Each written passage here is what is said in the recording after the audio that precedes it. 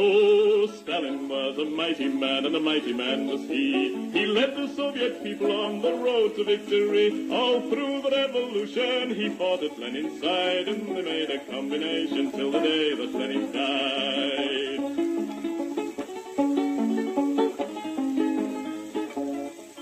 He said, come on, you people, we must work with brain and hand. And then one day the Nazis came into the Soviet land. They plundered to the Volga, to Stalingrad. And then Joe Stalin said, come on, me boys, and kicked them out again.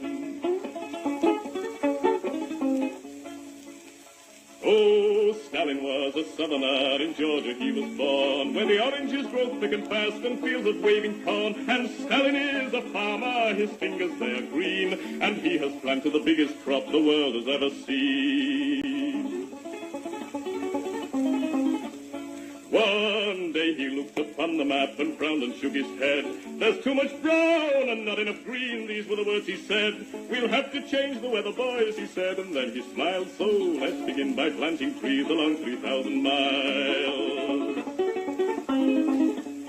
So Stalin rolled his sleeves up then and said it's time to start. The Volga River and the Don, they are too far apart. I think we'd better join them, so come and help me, pal, and we'll build a mighty waterway, the Volga-Don Canal. Then Stalin went into the north, and there saw rivers three, all emptying their waters into the polar sea. Now that's not right, Joe Stalin said, these rivers, they are ours. We'll turn them round and make them work and make electric power. There was a range of mountains that were standing in the way, so Stalin put his hand out and smoothed them all away. For Joe, he is determined to make the land all green, and that's the biggest project that the world has ever seen. Oh, Stalin is a mighty man, and he has a mighty plan. He's harnessed nature to the plan.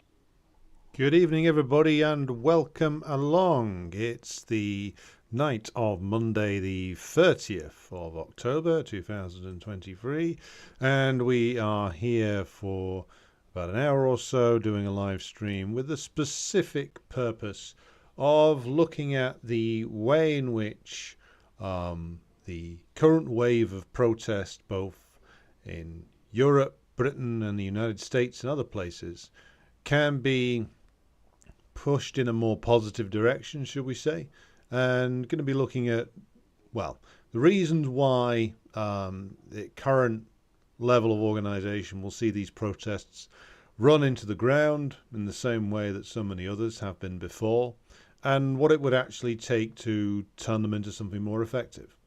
So that's going to be our subject of discussion for the next hour or so. But before we get underway, I will do my customary roll call through those in the chat tonight. So good morning to Banana Bender down at the other end of the world. DE, good evening to you. Tobias, good evening to you. And hello to Roddy and Austin. And good evening to Jay over there in Virginia, is it? I believe. Burke, good evening to you, and hello to Heidi, and good evening to Morgan. And President Jesus is out there in the, what he describes as the hellmouth of California. It's the land of the future President of the United States, Mr. Gavin Newsom, currently on a strange tour of China, which seems to have been engineered basically to underline Joe Biden's impotence. And good evening to Rob, and good morning to Irish Partisan, our comrade out there in Minsk. And good evening to my comrade Naylor, how you doing? And Will, good evening to you. Afternoon to Alan out there in Oakland, California. And hello to Tomsk, who says victory to Palestine, entirely correctly. So, the reason why I wanted to throw this one up today was because, of course, many of you may have been on the Palestine solidarity demonstrations across the course of the last weekend. Some of you may have seen them at least. And these are very significant in terms of the numbers involved, growing demonstrations every week in Britain. You get 500,000 out in central London. It has annoyed many of the right people inside the foul and toxic British political class who are reacting in exactly the way that I would want them to something like this, which is that they are flipping out, firing people, desperately trying to keep people in line. You've had this very mild former Corbyn shadow cabinet minister Andy MacDonald suspended by the Labour Party today for using the phrase from the river to the sea, but he didn't even do it in the traditional way of saying from the river to the sea, Palestine will be free. He did it in a sort of very mealy-mouthed two-state solutionist kind of way, and that was still too much for Keir Starmer, who immediately suspended him. You've also got even a Tory MP who called for a ceasefire was immediately suspended. So the reason why I describe this as good is because it underlines the fact that there is a great deal of weakness and paranoia in the position of the British government. And when I say the British government, I include the supposed opposition party in that, because they're all part of the British government and always have been.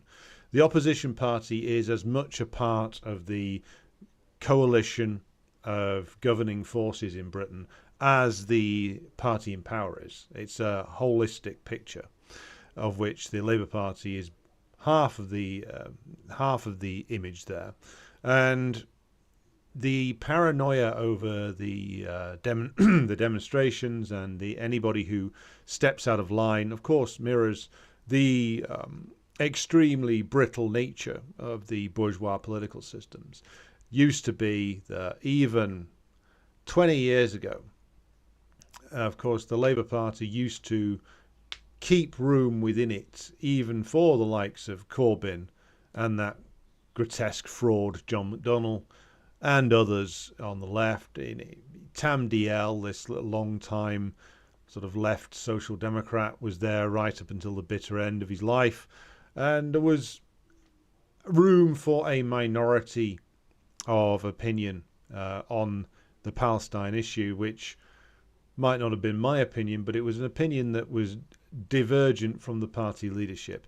Even the Conservative Party, as I've said before, had within it a body of opinion that was more negative towards Israel than the party leadership. Now all of that appears to be being relentlessly snuffed out, as it has been on anything else. Like the amount of dissent that is allowed, especially over matters that are of importance to British imperialism, is practically zero. So we saw this with Ukraine, where we saw the pathetic calls by, I believe it was around about 20 to 25 Labour MPs for essentially saying that the government should not be all in favour of a war on Russia and should instead pursue peace talks. That was, of course, immediately declared to be the worst thing ever by Keir Starmer, and anybody who signed that letter from the Stop the War coalition, who've never stopped a war, would be out on their arse. And of course they all capitulated, as did the Democrats, who did something similar but even more lame in the United States. And one not so veiled threat, one threat from the party leadership, and they all backed down. And similar things are going on here, though for reasons we've gone into before, the Palestine cause is attracting much more popular opposition to the government's position than the Ukraine war did. And again, I will revisit the reasons why that is the case. I have gone into it on previous live streams. But it shows that there is a degree of brittleness here. The outbursts of our beloved Home Secretary, Suella Braverman, calling the marches of hate and looking visibly annoyed by them, that's kind of satisfying to see. Now, the whole question of where these protests go and what happens then is going to be an interesting one to tackle. So let's get into that. So what we've seen so far in Britain, and if you're elsewhere in the world and have a different experience, then be sure to chime in. In British terms, though, the way in which these protests have not just been organised, but what demands have been put forward are worryingly familiar. And this is because it's many of the same people who are organising this as that would have been doing it 20 years ago, with a focus on a rather, shall we say, lame interpretation of the boycott, divestment and sanctions demand. Some decent action that's been held in this country over like arms manufacturing companies such as Elbit, i.e. blockading those and trying to encourage action to be taken against them. So that's a piece of decent action that I'm certainly not going to sneer at there. But other than that, it comes down to boycotts, more marches, write to your MP, etc. And of course, that's not going to cut it. And so looking at this in terms of what actually might affect the war plans of the Israeli regime and their ability to carry on this war, this collective punishment, to use Vladimir Putin's term, is the question we should be asking ourselves. Now, let's go and turn back to the status of Israel, which I've defined previously as an American colony, and by America I mean the American imperial enterprise. So that includes all the, well, I think what we can accurately call vassal states of Europe. Now, according to an article on the website Dances with Bears, which is John Helmer's website, the Israelis are relying upon a supply chain run by the United States and its allies, which are seeing the United States having to ship in one plane with military supplies every half an hour. And I'm just going to link to the John Helmer article there so you can all see it. So the Israelis are needing one transport plane full of ammunition every half an hour flying into Israel to keep this operation going. And that's according to Helmer, and that's confirmed by other open source studies of air traffic coming into and out from Israeli military airfields of like American C-130 transport planes and British planes and Italian.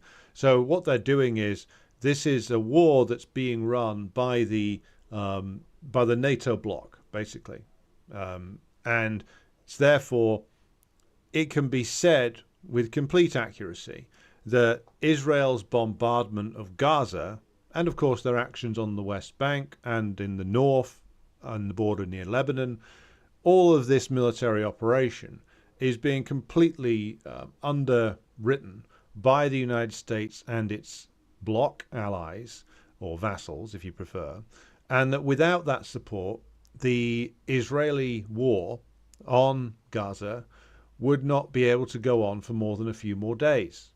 So add to that the fact that we have American officers apparently running the operations inside Israel itself, running the operations of the Israeli armed forces, and an increased American military presence there. And I think we can look at all that. We can look at the fact that, logistically speaking, the war can't happen without the active and ongoing and high-level assistance of the NATO bloc, and the fact that Americans are running the military operations, according to several different reports, and they're reliant upon the Americans for ongoing financial aid as well. We can say that this is, again, an American war by another name. So that leads us to revisit the premise of the show here, which is how best can these protest movements be effective, given that all of our countries, and I think most of you tuning in, are going to be from either, unless of course you're like Irish Partisan who's out there in free Belarus, most of us are either in NATO countries or countries like Ireland that might as well be in NATO, and for all we know, soon will be, no matter which party takes charge over there. So what is it that we can do, given the status of this war as the one that is being run by the United States, to actually affect this? So let's take a step back, and I'm going to use Britain as the example here, because it's where I live, obviously, and where I've spent most of my life. Um, and I know the political currents here pretty well, and I know the organizations well. But you can extrapolate from what I'm going to say to your own countries, and because I think there is several similarities. So in British terms, one of the reasons why, like, the Conservative Party leaders are, going ballistic at the police chiefs and the civil servants who are in charge of the Home Office, is because there's not enough arrests being made on these demonstrations for their liking. They want more direct repression. Now, one of the reasons why they're not getting that is, well, I'll say there's two principal reasons.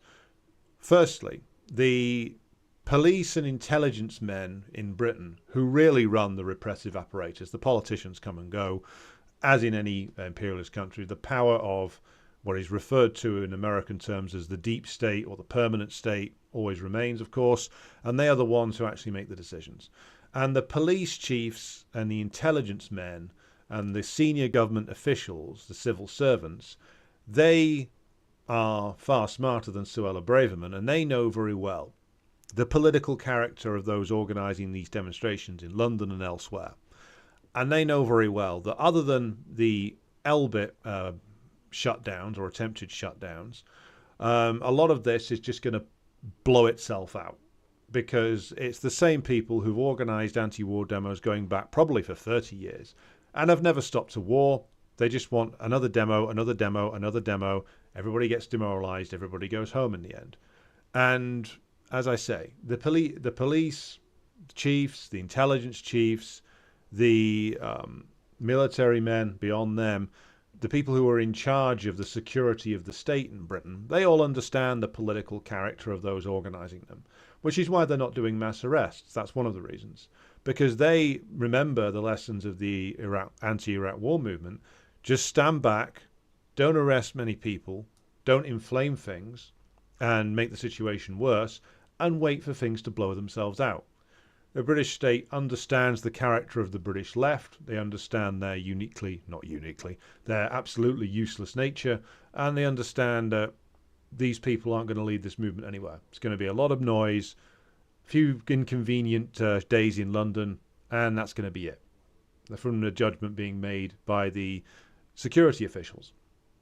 And that judgment is largely correct. If left in the hands of the people organising it at the moment, that's all it's going to be. So how do we broaden this out then? How do we actually start to do something which can affect the decision making of those in the British government? Now, there are several things we can do here, in my opinion. So you get 500,000 in London. That's an impressive number. But 500,000 strong demonstration might wind up Rishi Sunak and Suella Braverman and Keir Starmer, but it's not going to affect their decisions, their material decisions over dispatching British military aid to Israel.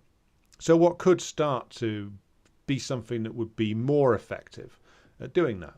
Well, given the role that the British state played in the creation of the State of Israel, the Zionist state, and given the role it has played over the many, many decades now in supporting it and continues to do so, you can have, of course, 500,000 people in London. Okay, but what if you took just, say, 5,000 people and, shall we say, peacefully surrounded government buildings of significance in London and shut off entrance to them for a number of days? Now, of course, you might say, well, many of the senior officials might work from home anyway. But this is something that's not been done. So if you took a few thousand out of those 500,000 you mobilized over the weekend, surrounded the Ministry of Defence, surrounded the Foreign and Commonwealth Office, surround the Home Office as well, or block up Downing Street and then keep people revolving in and out of there and refuse to move. It's an idea. Of course, I've tried that before. The Metropolitan Police, because we're not just Stop Oil and we're not a bunch of posh kids, they tend to move you along very quickly from that. But there's, a feasibility of certainly blocking off entrances to the Foreign Office, to the Ministry of Defence, to other ministries that, like the Department for Trade, that are involved in trade in weapons to Israel. Now, this isn't going to stop the government's drive to assist the Israeli war machine, but it is going to inconvenience those who are making those decisions more than just parading through London and going home again. So that's one potential idea. And there'll be people who are up for doing that. Now, of course, before you do any of these things, which are more likely to bring the wrath of the authorities and the security services down on your head, there's a good deal of preparation work to be done, both politically and organisationally, making sure that anybody who goes in for this kind of action has to be properly supported when the arrest does inevitably come and you're charged with, well, it could be anything from a public order offence, or they could throw the book at you and accuse you of being a terrorist. So you can't just do this off the cuff. You have to build a support network for those who are going to engage in it, make sure everybody who's going to do this knows the risks involved and is prepared to take them. So hey, maybe we could get some of those Just Stop Oil kids along and they could do something that means something. But that's one idea. And that would, again, it wouldn't stop this, but it would make the British state it would inconvenience the British state in a way that has not been inconvenienced so far by these demonstrations. The other thing, of course, is to look at, and you'll try and get a picture of what all the British trade with Israel, which is, it's not enormous, but it is extensive, and identify where could be potentially shut down by boycotts run by workers. Now, this, of course, is something that used to happen. Famously, it happened, I believe, in an engineering firm in Britain in the 70s, refused to handle parts of aircraft that were going to be supplied to Pinochet's Chile. That's one example. Now, of course, this kind of thing is now heavily illegalized in Britain. But is one of the things that we should start doing is reaching out, if we can, to workers at places which are engaged in trade with Israel to try and secure their cooperation with potential boycotts. Again, if we don't ask, we don't know. It's always worth reaching out to the workers who are involved in this kind of work to see if any, at least, contacts can be built there. Now, shutting down the trade is one thing. Identifying what the British government is sending to Israel in terms of weapons shipments. Is it the case that they're taking all this stuff from Cyprus? In which case we should look into how we could support any local initiatives by the Cypriots, of which there are some, of course. But if it's stuff that's coming out of Britain, then can that be affected? Can it be the case that if it's being transported by rail, for instance, well, how are they moving it by rail? Is it going to be moved by civilian train drivers who are potentially in the RMT union, who have or the ISLEF union, who have, I believe, long-standing positions supposedly in support of Palestine? So if the train crews are civilian, can they be reached out to? Can we reach out to the unions to encourage them to instruct their members not to handle this kind of material? Can you, for instance, and this has been done before in certain cases, block the train lines of the weapons shipments? Again, this is risky stuff. You wouldn't want to do this without a lot of preparation work. But, blocking lines at certain choke points, blocking roads, again, this has been done by people far more involved in far more useless campaigns than this. Of course, the government has now a full book of laws that they can throw at you, which is why, again, I stress, before you did anything like this, we would need to prepare well for it. But again, those are things that are above just parading around and hoping that the government gets frightened by sheer numbers, because it won't. The other bigger question is, of course, the whole network here, which is the network that the United States is drawing from in order to supply its Israeli colony with munitions which are, of course, killing thousands of people in Palestine every week now. So how can we affect that? And this is a question not just for those of us in Britain, but those of us further afield in Ireland or Europe, depending upon what role the Irish government is playing in this. In terms of Britain and in terms of Italy or Greece or Spain or Germany, there is, of course, an extensive network of US military bases across all of these countries, and especially in Britain, that the US uses to keep its forces in that are involved in supplying Israel, but of course also in the wider Middle East, up to scratch in terms of their supply of munitions and other things that are required as well. And this is where we have to go back to the question of the presence of NATO, the purpose of it, which we've discussed extensively before, but how best to dismantle it. And here we get to the much bigger, perhaps more meta narrative here, shall we say. Perhaps the bigger question, which is, well, how do you tackle a US military domination of all these countries? Because that's what you have effectively got. Like Italy, Germany, Spain, Portugal, Greece, all of these countries, and we're not even into the ex-Warsaw Pact countries, which are completely dominated by the US imperialism. But all of these places have extensive US military installations. So one thing that we should definitely look to try and coordinate all the way across the NATO countries is some kind of a joint campaign to remove the US presence from all of our countries, and to have all of the US bases shut down and ultimately have NATO dissolved.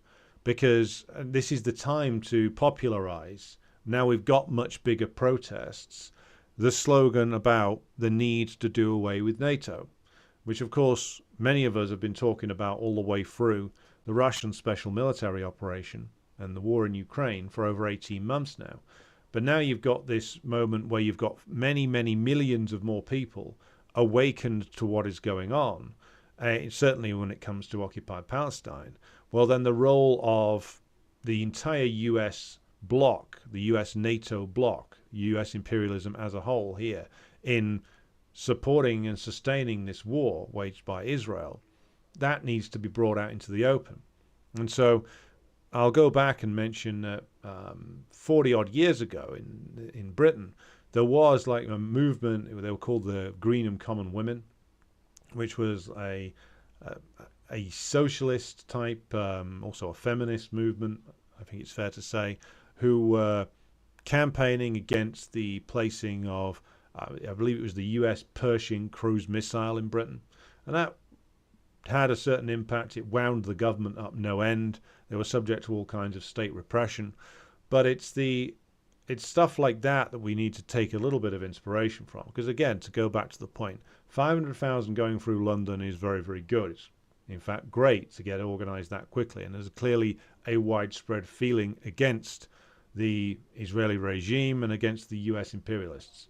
So 500,000 is great.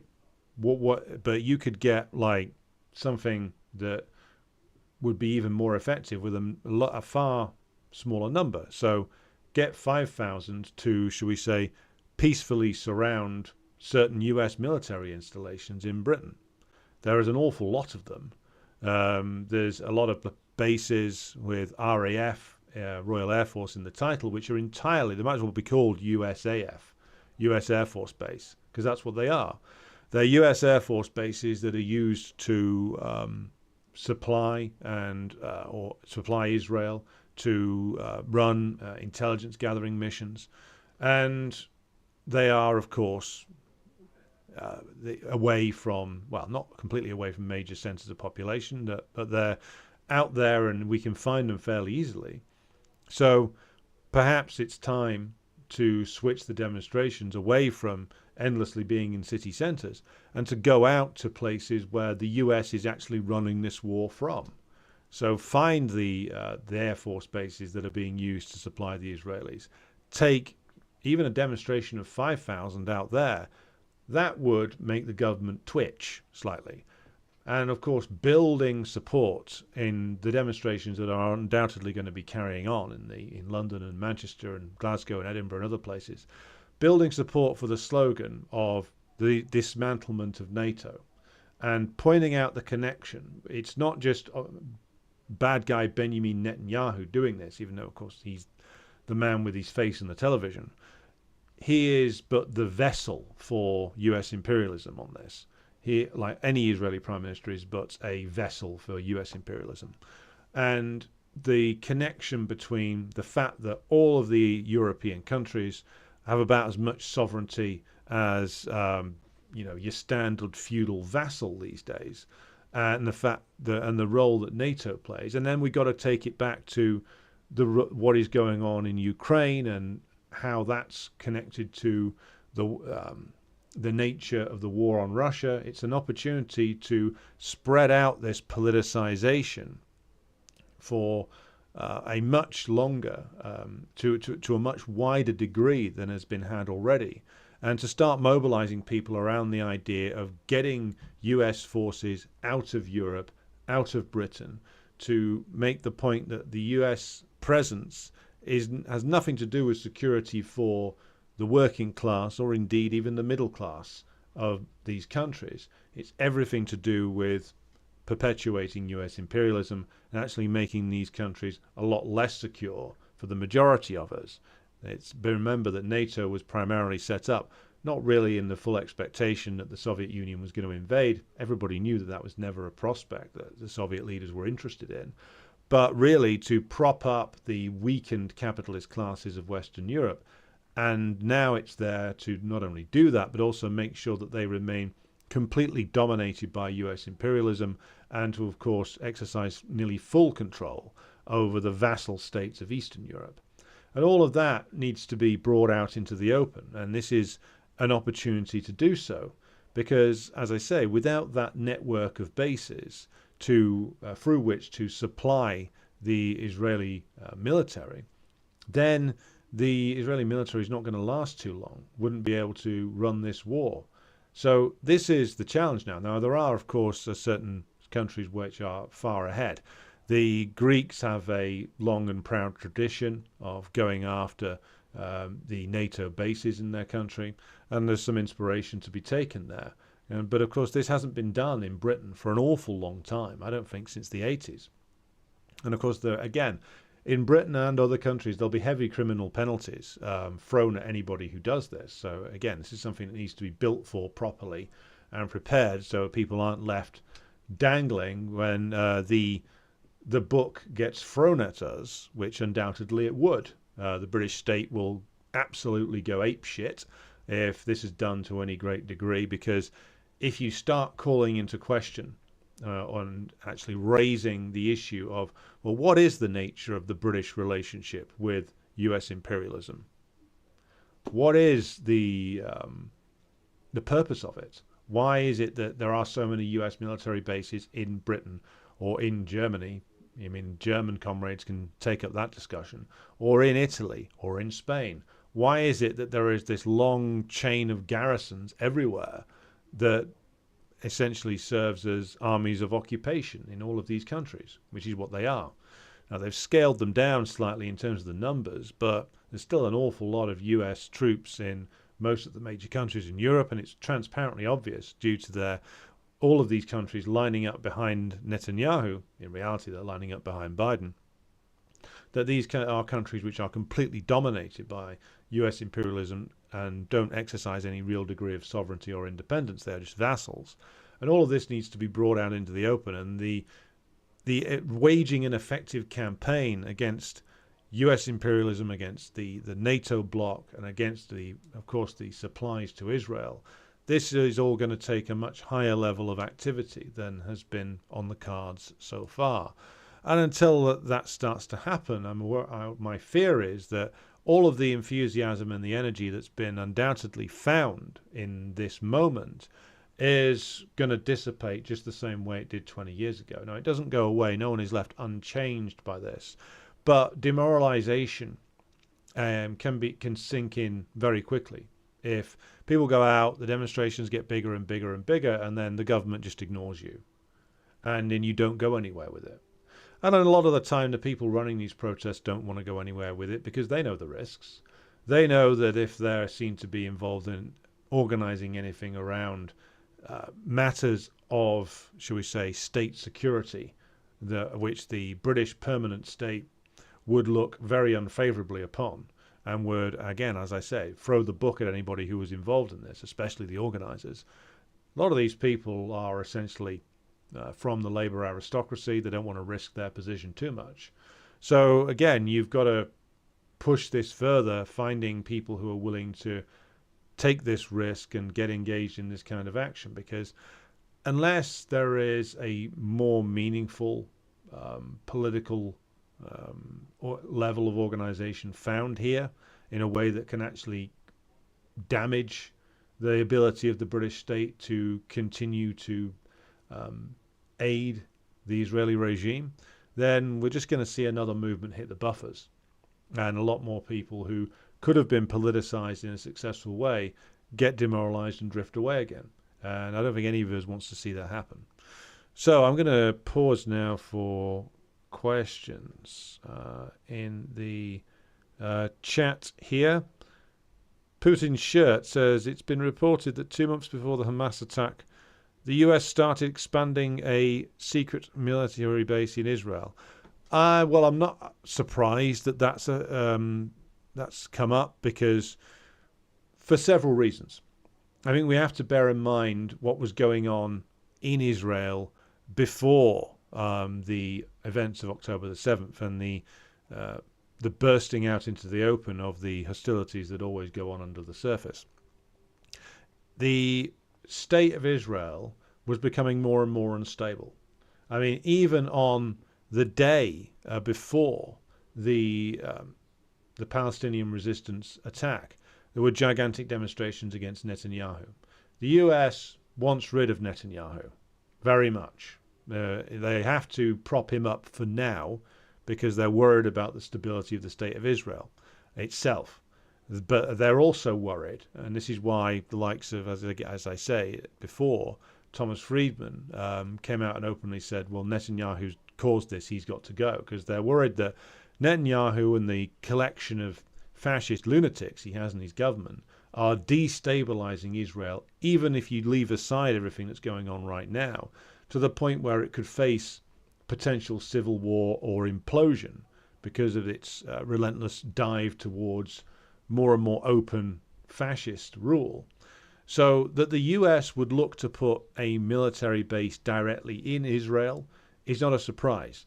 The US realizes that Israel is becoming more and more unstable, and therefore liable to either take rash actions or potentially start to turn in on itself.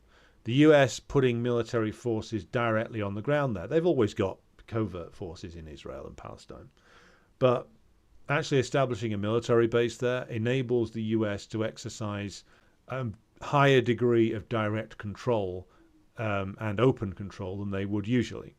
So my guess, and it is just a guess at this stage, is that this was about trying to exercise a higher degree of control over their disintegrating puppet state, their disintegrating colonial enterprise, and also to try and secure their interests there, and to be able to act to potentially evacuate and get out of the country important things that might be embarrassing if the state of Israel did reach the point of civil war or implosion.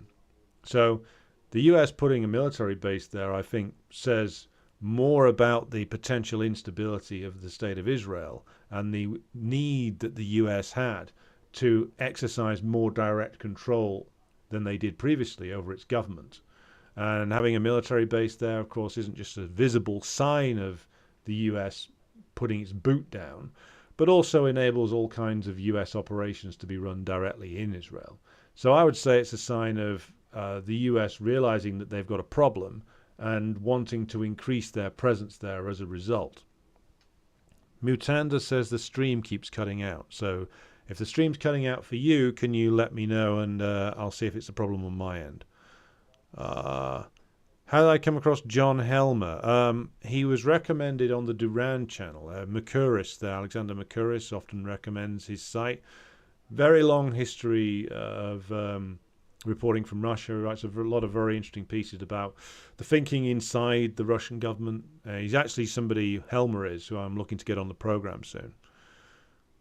Search and Research says, looks like demonstrators were able to shut down an Elbit weapons facility in Massachusetts for a day. That's good news. Greetings to Philbin. The IDF is biting on granite. Exactly. From Rhode Island, USA. Putin's shirt says, Saudi Arabia could end this conflict in one day. Just shut off their oil. Well, yes, but the Saudi reactionaries aren't going to do that. As yet. They may get pressured into doing it at some point, or doing something more than they're doing at the moment.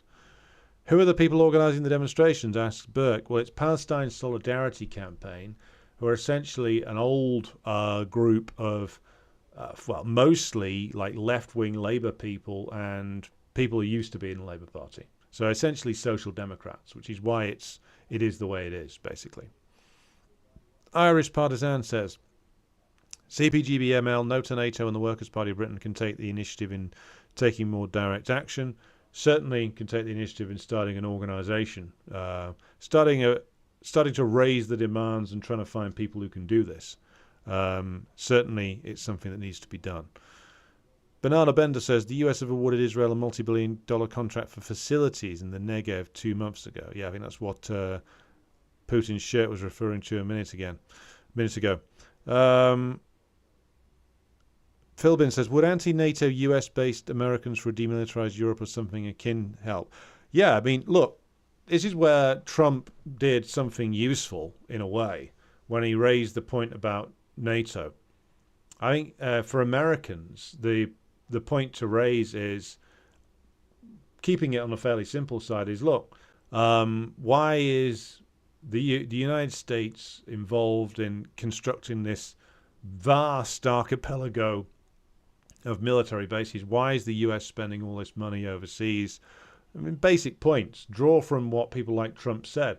Why is so much money going out of America when there's huge areas in the United States that are underdeveloped, where there's so much ingrained poverty, where there's no work, where the infrastructure's falling apart, where there's no future for people's for the next generation, and that's of course is why the birth rate is so low. Why is it that so much money leaves the United States when so many working class areas in the United States are left to rot? Why is the government's priority always maintaining this empire overseas? The time has come to end it. The time has come to live in harmony with all those who will live in harmony with us. Things like that. I'm talking broadly here, but I'm figuring that those are the kind of things, that would be the kind of messaging that would resonate with the certain elements of the US proletariat. And just a wider point about the defense of the United States does not require bases all the way across Europe. It does not require NATO. The United States, the continental United States, is a pretty damn secure place. It's got Mexico to the south, Canada to the north. There's no real way of invading it viably. There's just there is no reason in any sort of practical terms to have a giant empire in the way that currently exists. And putting that to Americans, I think many will understand that and embrace that. And of course, if it's a popular slogan that takes hold, then the various political forces that are, of course, rabidly pro-imperialist will be obliged to more aggressively defend their position, which is good. You want them out there saying as many crazy things as possible, just like Nikki Haley is now. So I think the slogans that can be taken to the United States population that are going to be much more that are going to be effective in terms of the popularizing the slogan for the dismantling of NATO and the ending of the US empire. Ukrainian soldiers' families are demanding an 18-month cap on mandatory military service. Possible? Well, they should demand the end of the war. In reality, this question's from Lachlan.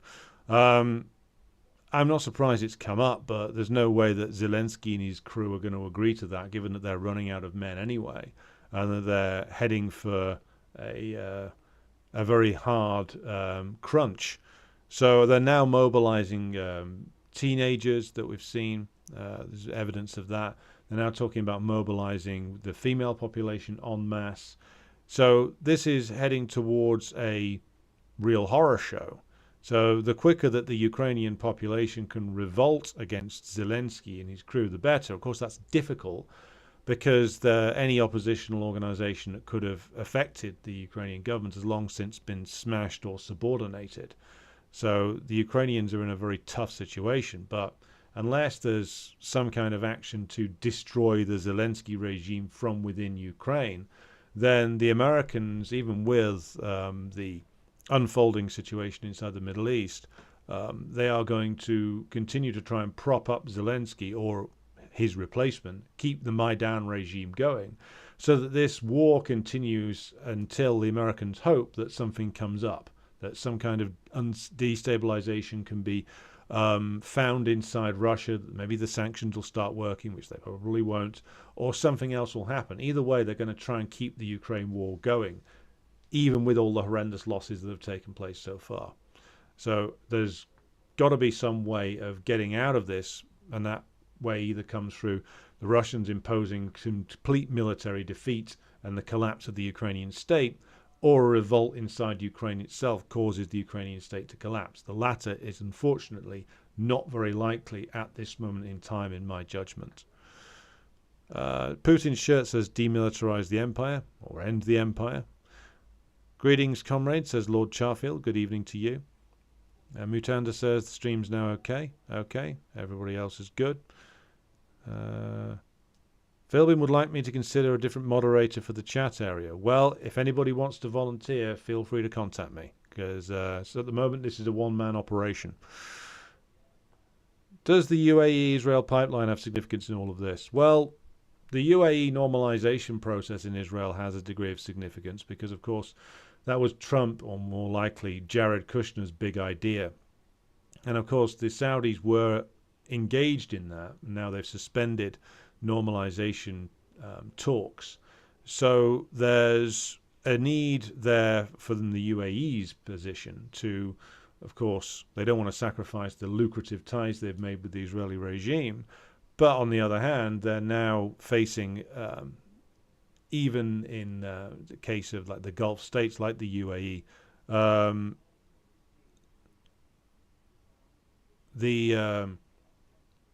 the whole question of ties with Israel is going to get much more toxic, even for the whole question of normalization. It's going to be much more difficult for them to actually carry that out. So the way in which this affects the process, well, the UAE reactionaries have already signed full normalization with Israel, and they would sell out the Palestinian cause in a heartbeat if they weren't afraid of popular backlash even within the UAE itself. So it does have some significance, and of course the wider plan that did exist, of course, was for the US was to try and get all of these Gulf states or keep all of the Gulf states, including Saudi Arabia, at the throat of Iran in order that the US could then try and leverage the combined weight of the Gulf Arab states against Iran in whatever campaign the US had in mind in the future. I've already made it clear on previous streams that this whole question of war with Iran is somewhat not overblown, because there's many in the US that want to do it, but it will be a tremendously difficult proposition for the US to actually pull off a war with Iran, no matter which, how many rabid congressmen and senators say they're in favor of it. So yes, the normalization process does have significance. I don't know for sure, but I'm fairly certain that the calculations of the Palestinian Joint Resistance Forces factored some of that in to light a fire underneath the Arab reactionary regimes that were trying to normalize with Israel and make that much more difficult for them to do, which they have succeeded in that so far. Putin's shirt says, two great world powers want to stop the empire. Wouldn't it be more effective if civic groups organised to lobby an organisation like BRICS to end the US empire and return it to its original republic? No, I don't agree. Look, the Russians and Chinese and their position in the world have brought the US imperialists to the point where they can be challenged more and more openly. But whatever process plays out inside Russia and China is going to be decided inside Russia and China principally. Our role right here in this country of ours, i.e. Britain or the European nations or the United States, is to challenge imperialism at home, which is a difficult job, but it's not one that we can outsource to Russia, China, or anybody else. We can't sit here and wait for the Russians and the Chinese to enact whatever plan that they've got going on, because it's principally, of course, at the moment, this is about trying to take concrete steps that can affect the war being waged on the Palestinians. That's one thing. The wider point, though, is that US imperialism is on the slide. There's many signs that you can see of that, particularly if you're in the United States itself. And, of course, with US imperialism going down, Britain and the European nations go down with it, as we are now seeing. So the question for us isn't just how to concretely build solidarity with the Palestinians, though, of course, that's of primary importance right now. The question is, if we do not build up a proletarian movement against imperialism, if we do not build our forces to the extent that we can not only challenge imperialism, but move forward with a renewed proletarian movement towards socialism, then we are going to be in extremely serious trouble, which all the BRICS countries in the world aren't going to bail us out of, because the ruling class in Britain will continue to try and make either the working class domestically or workers and peasants overseas pay the penalty of continuing their profiting from the British position as a fading but still effective imperialist power. And it will continue to hollow out our own country and continue to attack the working class domestically until the point when there is going to be like extreme poverty, deprivation, and misery in this country, even more so than there is already. Lenin pointed out a long time ago how imperialism hollows out even its countries of origin, which is what is going to happen here. It's already happening here. And so unless we are building ourselves up to the point where the working class can contend for power and become the ruling class, which is what we should be doing, then we are going to be faced with a very tough situation where all kinds of reactionary forces will grow up, proclaiming that in this country, proclaiming that they can save Britain, renew Britain, and there'll be all kinds of vicious class wars waged upon workers in this country, and possibly external wars as well waged by the imperialists, unless we are in a position to counter them domestically. I'll give you an example. Pistorius, the German defense minister, was babbling on over the weekend about how Europe needed to be put on a war footing, societies needed to be ready for war to return to Europe. Where do you think that is leading us? You know, that appealing to the BRICS nations isn't going to save us from an onrushing drive towards militarism and a descent into fascism and imperialist war here, because that's what they're going to do. In the end, they'll be put in a situation where they can't fight with proxies anymore.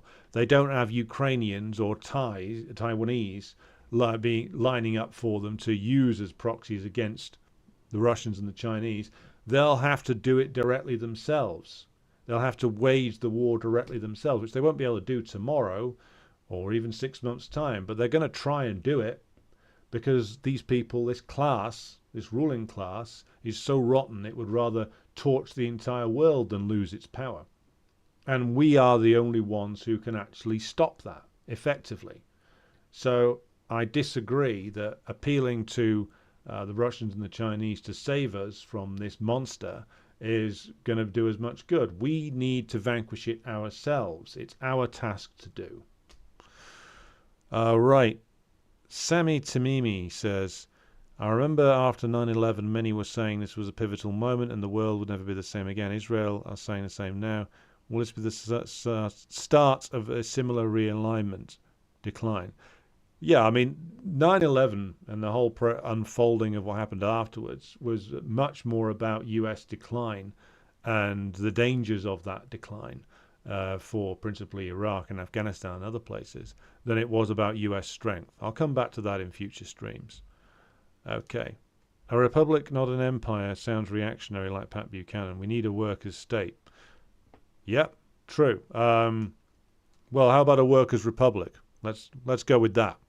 Right, I'm going to have to knock it on the head for tonight, comrades. Slightly shorter one tonight, but I will be back again tomorrow with two things. First of all, on Patreon, the extensive review of The Exorcist in time for Halloween, and I'll be back on in the evening with a regular episode of The World Tonight.